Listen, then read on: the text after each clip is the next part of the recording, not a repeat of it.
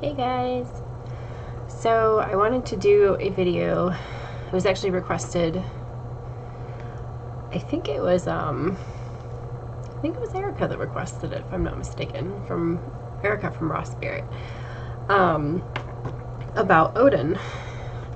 And I don't really think I've ever done a video specifically on Odin. So I kind of wanted to talk about him a little bit today or tonight. Whenever you see this, whatever time of the day it is. But earlier I was just reading some articles and doing some brainstorming, actually researching before I do a video, because let's face it, I don't really ever do that. I kind of just wing it unless it's a little bit more of an extensive topic. And not to say that Odin is, I'm pretty familiar with Odin, but I don't know why I just was just brushing up on whatnot. But so what prompted this was that I was actually watching Sacredseed's video on Odin, and I really like Sacredseed. She is a fellow Norse pagan as well as a fellow tarot enthusiast, but she doesn't seem to be making videos anymore. Her last ones were about a year ago, which is a shame, because I really like her channel. But if you guys want to know, check her out, Sacredseed, here on YouTube. But she did a video on Odin, which was fantastic, and I will actually throw the link down below on the video. But so I've got all my notes here with my cute Hello Kitty paper, because I like Hello Kitty. Also, if you guys don't know what sits behind this camera here, quick little diversion, is Elsa. Like, she sits behind this camera. Yeah, I'm a huge nerd, guys. Anyway, so first I'm going to talk about how I started working with Odin and what kind of happened with that. It started with a dream, which is interesting because most of the deities that I have worked with have usually started with some sort of dream. Freya's the only one that actually didn't come to me in a dream. I just suddenly was very, very drawn to her. And so I started researching her and reading about her, and I just needed to absorb everything, and I actually ended up buying a statue of her shortly after. But Odin was interesting because, excuse me, I had a dream. I think I had mentioned this on my channel previously, but I had a dream where I was in this huge library. Like, think if you've ever seen the movie Beauty and the Beast, which I can't imagine a person who hasn't, because it's an amazing movie. Here I go, Disney nerd again right now. The library that the Beast brings her to. I remember even as a kid, I was like, holy crap, I want that library. I had a dream where I was pretty much in a library very similar to this. And I was standing by a very large window with this massive tree outside of it. And a friend of, well, he was more of an acquaintance, was sitting at the table. There's kind of books scattered all over this really big table. And he starts talking about how Odin is the god of knowledge, which is interesting because this acquaintance of mine is a pretty diehard avid atheist. And I thought that was strange, but I just remember agreeing with him and then turning to the window and looking out upon this massive tree and kind of quietly saying Allfather to myself. And then I woke up from the dream and I was like, okay, yeah. It's usually when stuff like that happens and I wake up, I'm like, yep, okay. I actually really, that's another video topic that's probably going to come out sometime within the next few weeks here. It's just dreams and the spiritual messages that I get through dreams and kind of that topic. But so yeah, that's what started the whole thing with Odin, and it was kind of interesting. And the strange thing about Odin and how I work with him is he kind of has this ever-going presence. I suppose. Just kind of always there with this soft guidance. It's interesting. There are times of the year that I feel more strongly connected to him, and it's usually, it starts right around Samhain, and then it goes all the way till Ostara, and then I don't work with him as heavily as we go into spring and then summer. So it's just strange. That's just how it works for me. But on winter solstice, I honor Odin the most. I'm just gonna minimize something here. But I have, I'm gonna kind of refer from some of the things that I wrote here about Odin. So as you guys know, he's the Norse god of knowledge, mostly. Knowledge and war, and he is the leader of the Aesir. And he pretty much makes an appearance in almost every single Norse myth. It's interesting. But his primary associations, as I've written here, are knowledge, sight, wisdom, spiritual progression, which is a point that Sacredseed herself brought up, which I thought was fascinating. And as we know, Odin is the wanderer. He wanders through the 9 realms. And he's known by many names. Obviously, this is the most abridged version of the associations of Odin, because there are many names that Odin is referred to, and I will get back to that part. But I associate Odin with winter or Yule, and as I've just touched on, pine and cedar dreams, considering Odin travels the 9 realms, and so I do believe that we travel in our dreams, and I think that is why I had that dream. One of the reasons, or why it was because of a dream that I ended up initially working with Odin. Obviously, because of that dream, I also associate Odin with books and or knowledge. I associate him with beer. Every time I drink a beer, I feel like I'm honoring Odin.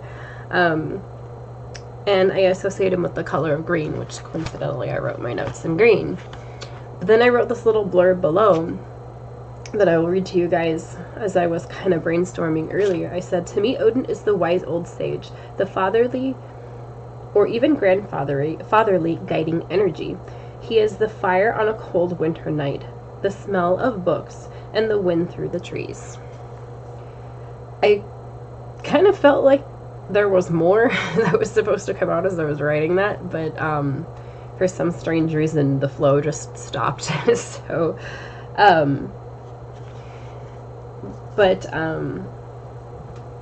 Odin is the first male deity that I've worked with, and for the longest time I wondered if I would have a male deity in my practice at all. I was never turned off from it, but I also was excuse me, completely fine with my practice being goddess-centric. I was just kind of gonna let it go with whichever direction that it was meant to go, and it just so happened that it went the direction of having both a male and female deity. I work primarily more with Freya on a daily basis. As I said, Odin just kind of is in the background as a observer or a guide, which is very fitting for who Odin is, and what he kind of embellishes. But the other interesting thing that I wanted to briefly touch on as well when it comes to Odin is it plays into this time of the year that Odin and Santa are primarily the same aspect of one another, or the myth of Santa Claus. It's believed that it came from Odin. There is an article I actually shared just earlier today on social media, and I will post the link down below for this video, for the sake of this video, but it's called, it's over here on my other screen, "Don't Take the Odin Out of Yule." And it says, "How our modern day Santa Claus and his reindeer sleigh evolved from Norse myth." I'm not going to read the whole thing, but it basically just goes into where the myths, the Norse myths and Odin himself kind of evolved into the Santa Claus that we know today. And the part, I'm going to read a quick little quip right here.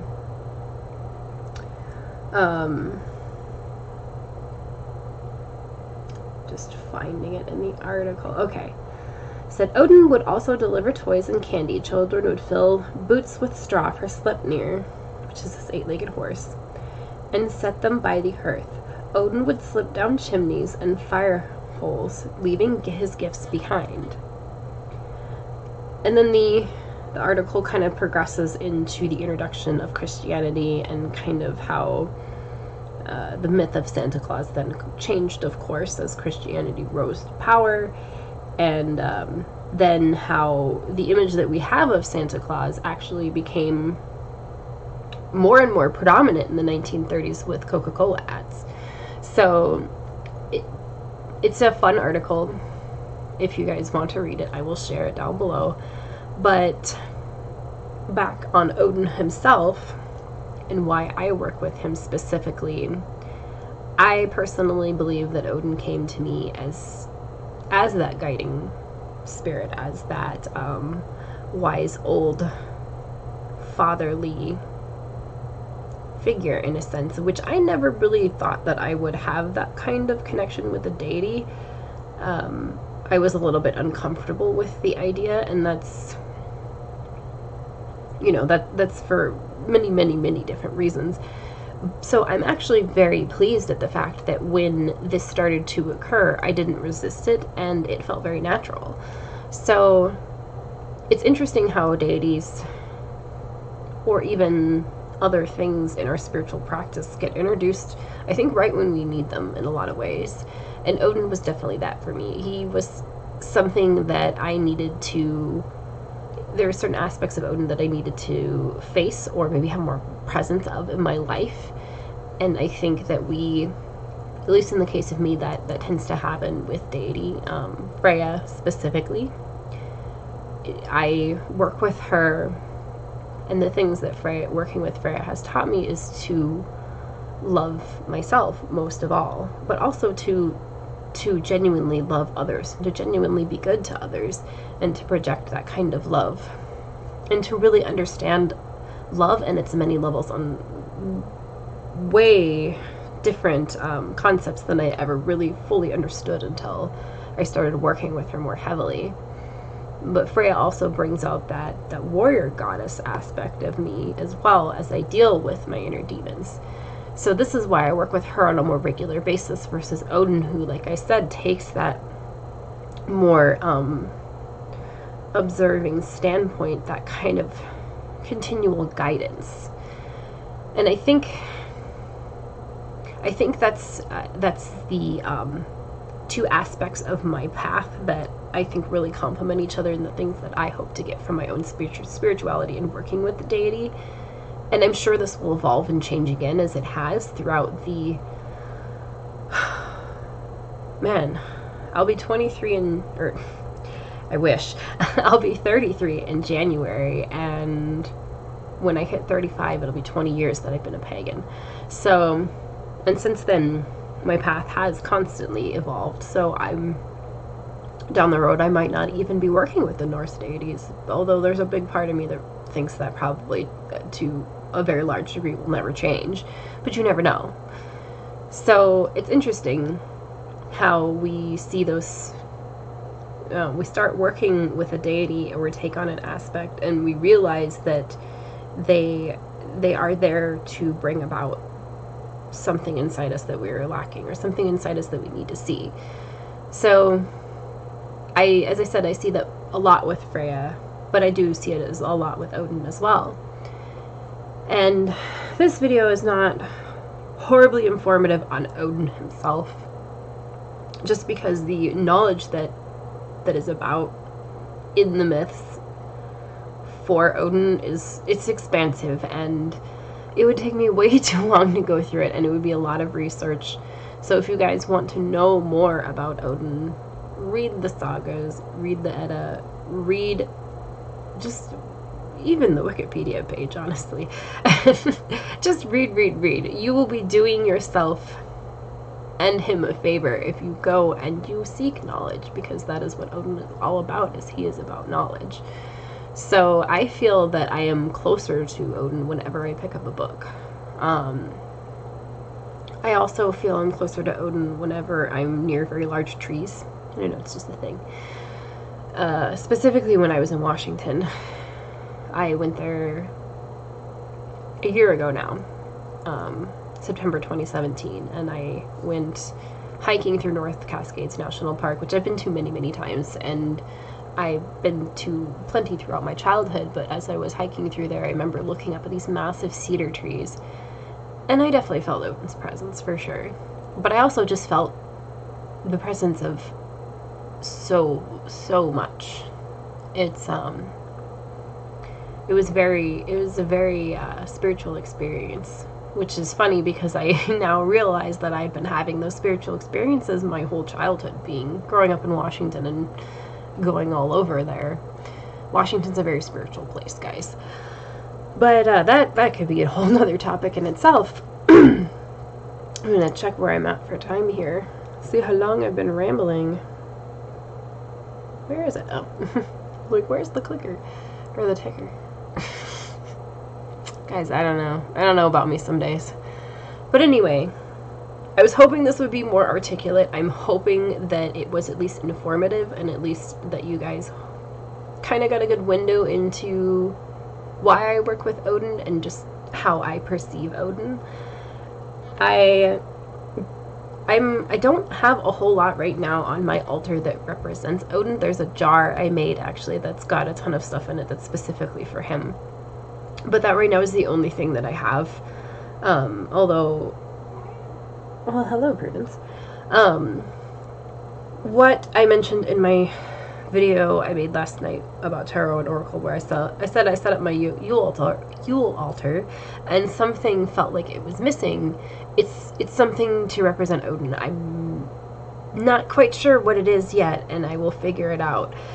But for a permanent representation, I have this very strong feeling that I need to wood burn something, which I've been experimenting. Really? Experimenting with that art form, that medium, for a little while now. And it's a challenge, but it's an awesome challenge. But whenever I do wood burn, that's another thing I do where I tend to feel closer to Odin, is I don't know why, it's something about it. I always want to wood burn symbol, Norse, the runes. And actually that's the very first thing I ever practiced burning, was the runes. Maybe I can make my own rune set, but I do have one that I adore, much like this creature. Anyway, guys, so that's that's my video on Odin. I hope you enjoyed my rambling and my massive cat. Tomorrow is the 1st of December, so thus starts the Yule season officially, at least in my opinion, where I can really get into it, I think. I hope you guys are having a beautiful, beautiful week, and I hope you have a lovely weekend. And Prudence, say hi. Alright. Blessed be, guys.